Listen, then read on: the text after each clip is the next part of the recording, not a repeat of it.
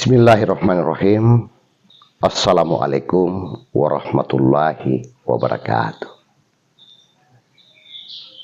Tema sadar kali ini saya akan bercerita tentang kisah nyata seorang polisi sekeluarga meninggal gara-gara menganiaya tukang becak. Kejadiannya terjadi sekitar awal tahun 90-an, di mana tempatnya adalah di Kampung Gusung, yang mana kampung itu memang tergolong kumuh dan jalannya yang sangat sempit.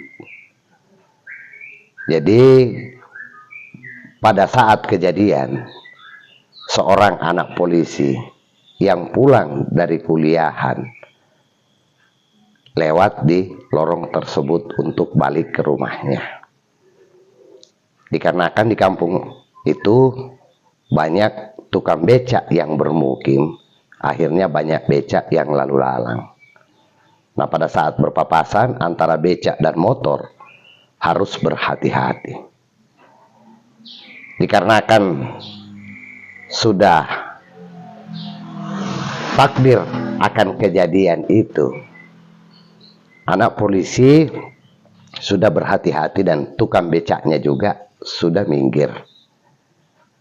Akan tetapi karena kurang kontrol, anak polisi itu tanpa sadar menyentuh baut dari roda becak tersebut. Karena kaget dan melihat ada darah yang keluar, maka tukang becak juga langsung kaget melihat ada darah. Dan anak polisi itu langsung turun dari motor, lihat ada darahnya, tukang becak membantu. Dan dia katakan, sudah, nanti saya antar ke rumah. Jadi motornya diantar oleh orang di sekitar kejadian itu, dan anak gadisnya dinaikkan ke atas becak, diantar pulang ke rumahnya. Setelah tiba di rumah, karena cuma ibunya yang ada, maka dia melihat anaknya yang kakinya berdarah. Maka diantarlah oleh tukang becak ke dalam ke rumah, dan motornya diparkir secara baik oleh orang sekitar. Dikarenakan kondisi anak yang demam agak tinggi, maka bapaknya mengantar ke rumah sakit. Setiba di rumah sakit, divonis bahwasanya anak itu terkena tetanus. Wah, bapaknya langsung naik pitam. Tanpa berpikir apa-apa langsung pergi mencari tukang becak itu.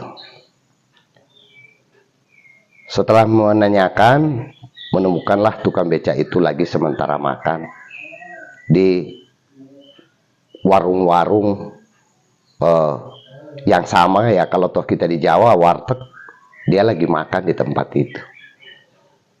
Karena polisinya sudah tidak mampu menahan emosi, langsung menghajar tukang becak tersebut yang lagi makan. Tukang becak itu langsung kaget dan dia kata, maaf Pak, saya yang salah. Tapi polisi tersebut tanpa dikatakan ampun, tetap menghajar sampai muka tukang becak tersebut berdarah-darah dan mengenai nasi tukang becak itu. Tukang becak itu cuma keluar air mata, merunduk. Dia katakan, maaf Pak. Tapi tidak ada kata maaf pun dari polisi tersebut untuk menerima maaf dari tukang becak itu. Karena sudah puas juga polisinya, tukang becaknya cuma berucap satu kata, Pak, silahkan pulang, makan yang enak-enak. Itu saja kata dari bapak tukang becak. Polisinya juga karena sudah puas menganiaya, maka dia balik. Tapi setelah tiba di rumahnya, apa kejadian? Dapat berita dari rumah sakit bahwasanya anaknya meninggal. Tambah naik pitam polisinya, setelah beberapa lama istrinya lagi yang meninggal. Jadi dia di situ ya mungkin sudah mulai dari kata-kata tukang becak tadi, bahwasanya silahkan pulang makan yang enak-enak. Setelah nggak berapa lama, polisinya juga meninggal. Nah, kawan-kawan, sahabatku, dan adik-adikku serta anak-anakku, hati-hatilah di dalam hal bertindak. Jangan menyepelekan orang. Dikarenakan jika orang tersebut adalah betul-betul manusia, maka apa yang kau perbuat, kau akan berhadapan antara jasmanimu dan rohanimu sendiri. Akan kembali kepada dirimu.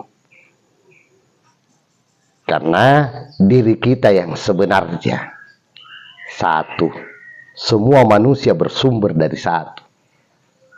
Cuma jasmani yang berbeda-beda. Jadi melihat orang jangan menganggap remeh terhadap apa kemampuannya, dan jangan lihat bagaimana mata pencahariannya dan bagaimana kehidupannya. Jangan pernah merasa diri di atas, akhirnya menganiaya orang yang di bawah. Dan masalah tersebut tidak mampu diproses secara hukum, karena tidak ada bukti bahwasanya tukang becak itu yang membunuh. Nah, inilah masalah hidup mati. Itu sudah suratan ilahi sesuai dengan kontrakan kita seberapa lama di muka bumi. Semoga mampu mengambil hikmah dan dapat merenung serta bersahabat dengan diri yang sebenarnya. Wabillahi taufiq wal hidayah. Wassalamualaikum warahmatullahi wabarakatuh.